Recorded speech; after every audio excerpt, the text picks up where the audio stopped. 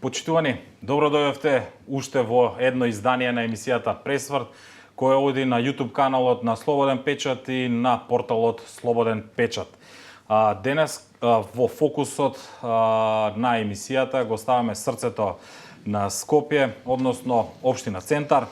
Мој гостин е градоначалникот Горан Герасимовски, со кого ќе проразговараме за најновите проекти, реализирани, ветени, она што е исполнето, но и она што останува да бидат предизвици до крајот на неговиот мандат. Ќе слушнеме што точно е сработено во делот на урбанизмот, јавниот простор, зеленилото и безбедноста, но и колку несреќата во Кочани, што се случи неодамна, ги натера локалните власти, особено и Центар, да ги заселат контролите околу работата на кафулињата, дискотеките и се она што се поврзува со ноќниот живот. Дали безбедноста на Центарци и општо на граѓаните на Скопје станува приоритет над профитот? За ова, но и многу друго и многу повеќе денеска во Пресврт разговараме, како што реков пред малку, со градоначалникот на Општина Центар Горан Герасимовски. Горан, добро дојдовте во Слободен печат уште еднашка и прв пат ми се чини во емисијата Пресврт. Да, прв пат. Благодарам на поканата. Поздрав до вашите гледачи. Ја слушнавте најавата, се локалните избори наближуваат, веќе градоначалниците помалку или повеќе излегуваат пред граѓаните со она што е сработено, што треба да се сработи, но и што она не е остварено. Еве на самиот почеток од нашиот разговор малку би се осврнал за она што се уште е мрежено во нашите меморија, се однесува со трагедијата во Кочани, имајќи во предвид дека во Општина Центар, во централното градско подрачје, има безброј кафулиња, дискотеки, ноќни клубови, како и да ги наречеме, во кои што по она несреќа се презема иницијатива за построги контроли во однос на тоа што тие нарушуваат, какви дозволи има, дали им се истечени, какви се релациите со општината. Може ли накратко на почетокот од нашиот разговор да ни појасните какви инспекцијски контроли презема Општина Центар во однос на овој проблем? Да, како општина имаме редовни контроли заедно со нашите инспектори за домување по несаканиот немил настан во Кочани. Зголемени се инспекцијските контроли во сите сегменти, односно на сите делови, почнувајќи и од кафулињата, урбаната опрема, ноќното мерење на гласната музика, но и беа повикани од моја страна, од наша страна, заедно со нашите инспектори и управителите, кои што се одговорни за грижата на заедницата на собственици. Негде имаат и председатели на кукни совети, но поголем број од заедниците на собственици имаат и управители кои што раководат со зградите. Ние како општина дадовме листа на препораки кои што нашите служби ги доставија и до сите згради и заедници на станари покрај состанокот што го државме, каде што ги запознавме и побаравме од управителите да во секоја зграда се подигне нивото на безбедност. Што тоа значи? Тоа значи функционални хидранти, ПП апарати онаму каде што нема хидранти. Тоа значи пристапни скали, тоа значи пристапни функционални лифтови не само за жителите, туку и за автомобилите кои што многу често не ги користат и ги ставаат на улиците и се прави дополнителен хаос. Сите овие мерки им се дадени како препорака од страна на општината, се со цел да зголемиме безбедноста на жителите и дополнително планираме и во наредниот период повторно да свикаме состанок, но и нашите инспекции повторно да излезат на терен да видиме што од овие мерки е испочитувано од страна на управителите и од куќните совети. Во однос на кафулињата, покрај оние тешко пристапните патчиња или релации до зградите, кои што знаеме дека поради сообраќајниот метеж се тешко достапни во однос на, не дај Боже, ако има пожар, што најдоа инспекцијските служби во однос на оние ноќни локали, кафулиња, кои што се во ингеренција за она што може да го санкционира инспекторите на Општина Центар? И после Кочани, но и пред Кочани имаме доста средби со собствениците на кафулиња, поготово во делот кога почнува пролета, поради тоа што тука и настанува проблемот со многу гужви, поголема гласна музика на отворени простори кои што им сметаат на нашите жители. И затоа имаме строги контроли изминатите неколку години, накачени се бројот на казни кои што се испишани од страна на нашите инспектори во делот на гласната музика. Но за жал, тука морам да повикам и неколку институции кои што ни прават дополнителни проблеми. Зашто? Покрај тоа што нашите инспектори се постојано на терен, се пишуваат казни, се мери гласна музика, енормно високите казни кои што ги пишуваме, кои што се и до 8.000 евра, до 500.000 Продуваат ли со плат? денари, паѓаат на оние судски процедури и жалби и собствениците плаќаат многу ниски казни и продолжуваат, односно ни се продлабочува проблемот кој што го имаме со години. Овој проблем мора да се решава, ова мора да се стопира, за да има возможиме што подобри услови за живот на нашите жители. Во делот на урбаната опрема ги посетивме сите локали, нашите инспекции ги посетија сите локали на територија на општина Центар, каде што се ставени одредени известувања и сето она што треба да го поседуваат истите. Даде им се рокови, доколку не ги испочитуваат, а и во меѓувреме таму каде што има аномали, а има на доста места, не само во општина Центар. Ние после немилиот настан имавме повеќе состаноци на Зелска да што говоревме на оваа тема.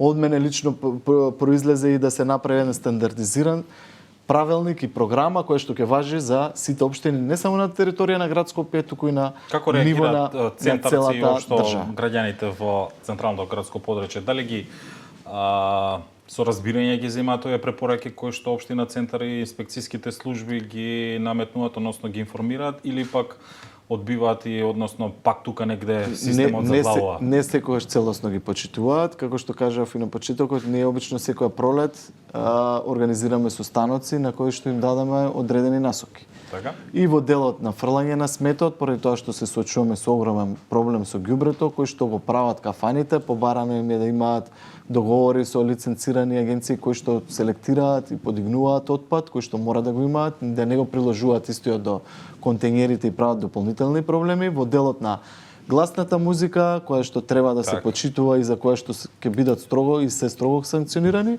но и во делот на поставување и узурпирање на државното земјиште со поставување на урбана опрема.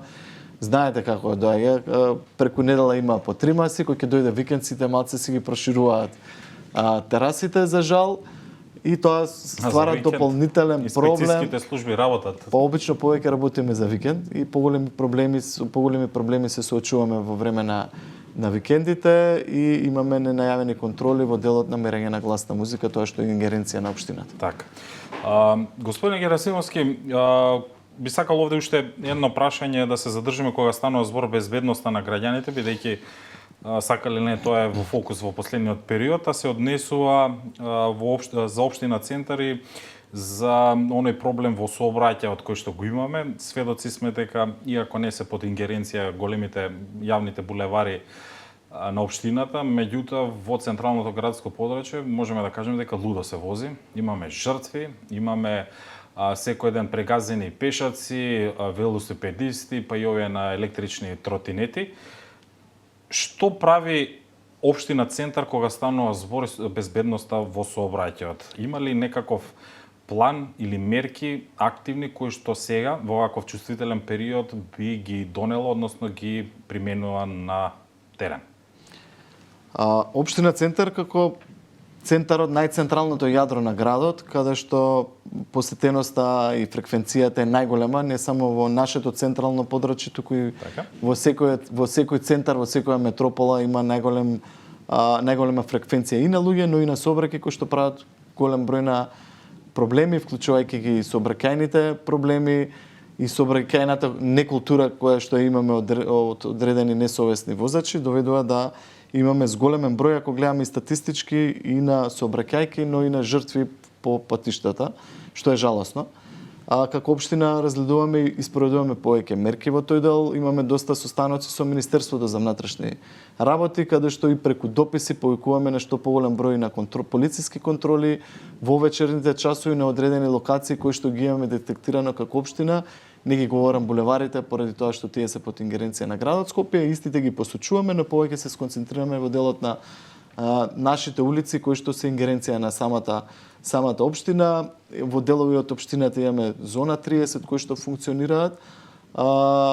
Побаране од дел од советничките групи и во повеќе урбани заедници да се воведе зона 30 што планираме да го спроведеме. Имаме дополнителни сообраќајни решенија за едносмерни улици каде што и се подигнуваат и лежечки полицајци се со цел да учесниците во сообраќајот ја намалуваат брзината, но и да ги ослободиме тротоарите за пешаците.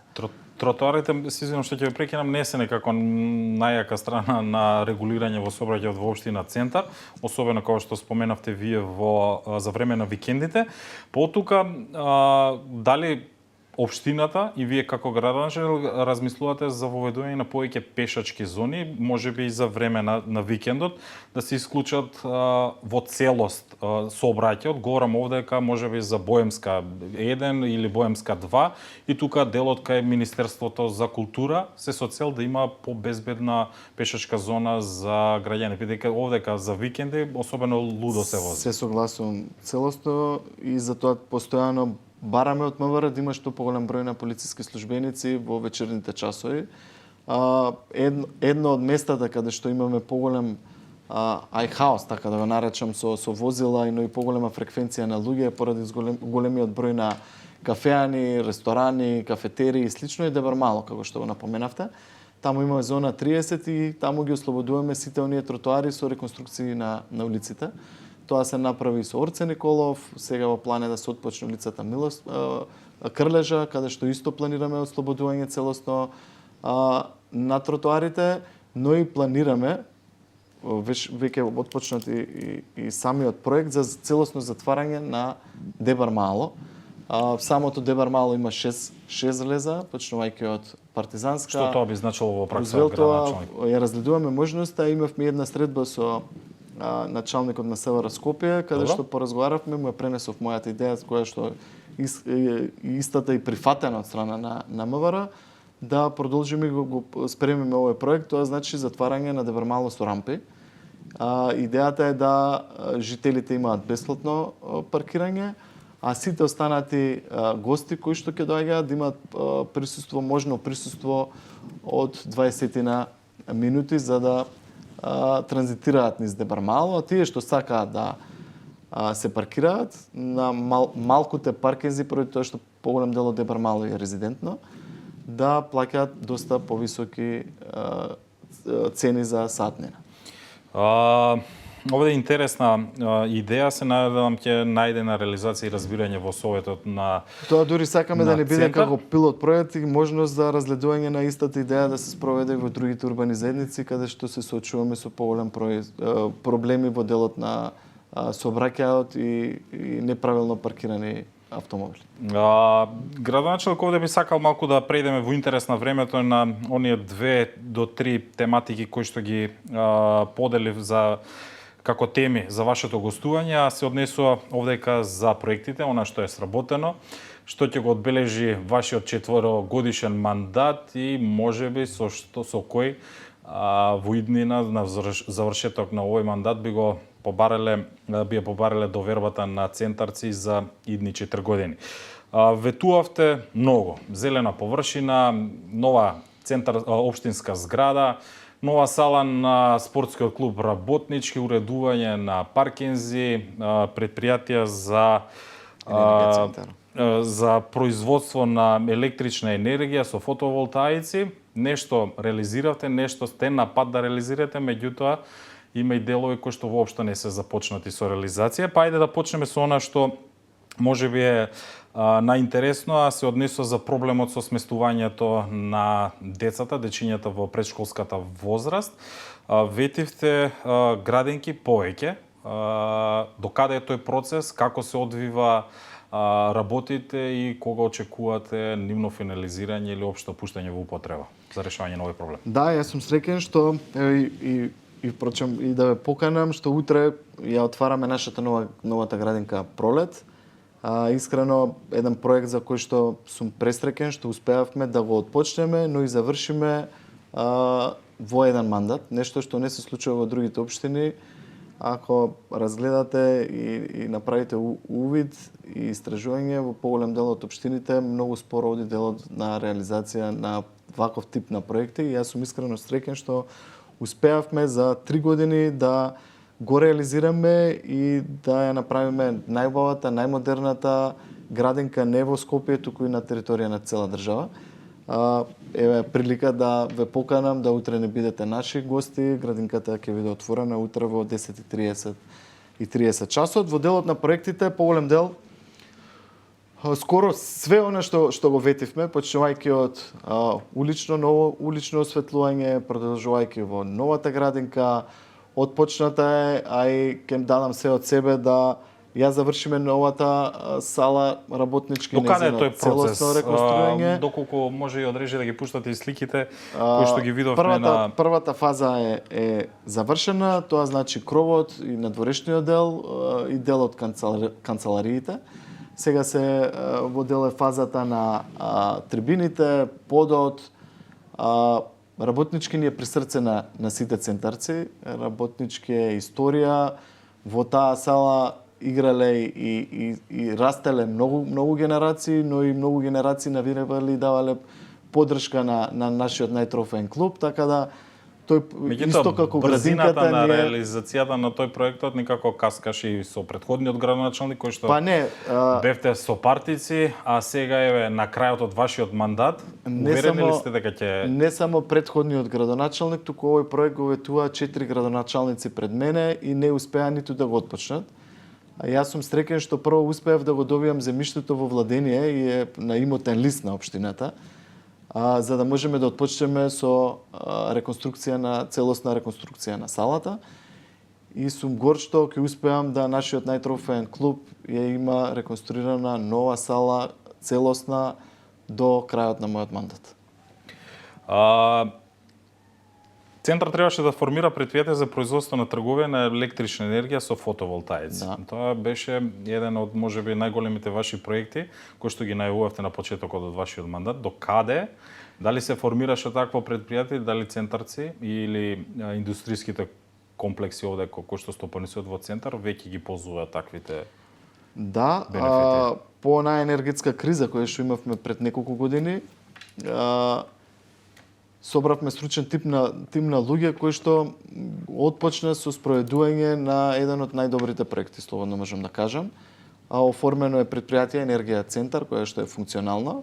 Се поставуваат фотоволтаици на крововите на нашите училишта. Веќе поставени се фотоволтаици на училиштето Киро Глигоров со 400 киловати кои што се на кровниот дел. Дополнително имаме во завршна фаза се проектите за покривот на паркингот на ПОЦ, 11 октомври, Димитар Милатинов, Гоце Делчев, Кочо Рацин, кои што, како што кажувам, се во завршна фаза самите проекти. За самото предпријатие е добиено многу и домашни, но и меѓународни награди. Целта е да ги задоволуваме капацитетите и вишоците од електричната енергија се продаваат. Еден одличен концепт и новина во нашата држава. Ова е прв тип на ваков вид на предпријатие, за кое што изгубивме доста време за регистрирање на истото. Кај нас, за жал, институциите функционираат како што функционираат. Пред се не знаеа како да го регистрираме самото предпријатие. Па имавме многу бројни состаноци со централен регистар. Па дополнително со Евана и така натаму, за да на крај сите даваат препорака да секоја општина го следи овој пример и оние чекори кои што ние ги одевме многу поспоро за да го направиме ова првенче, овозможиме да секоја општина во иднина го направи за неколку месеци. При крај сме за добивање на лиценци за поставените фотоволтаици на Киро Глигоров. Верувам дека за недела дена ќе ги имаме истите и ќе сечеме лента во Киро Глигоров и ќе ги вклучиме штекерите за производство на електрична енергија. Се надеваме и ние дека граѓаните на општина Центар и сите ние кои што транзитираме и стопанисуваме ќе имаме подобри услови, меѓутоа има и проекти кои што воопшто не ги ни започнавте, односно каскате во нивната реализација. Овде можам да кажам и за општинската зграда која што се најавуваше дека за крајот на вашиот мандат веќе би требала да биде изградена. Докаде е тој проект? сосема кратко ако може и Да. во однос на предпријатијата, нивната ликвидност каква е во моментов и зошто центарци се борат за паркинг место повеќе. Еве вака би почнал од општинската зграда, направена е иден конкурс, односно конкурс за идени решенија. Избрани се прво, второ и трето наградени. Имаме едно одлично идено решение за кое што се прави проект. Со 3 нивоа подземно паркирање, една модерна урбана општинска зграда која што ќе биде пример и за центар, но и за сите посетители во истата и за центарци. Покрај идејното решение? Како што кажав, во моментов се подготвува проектот на самата зграда.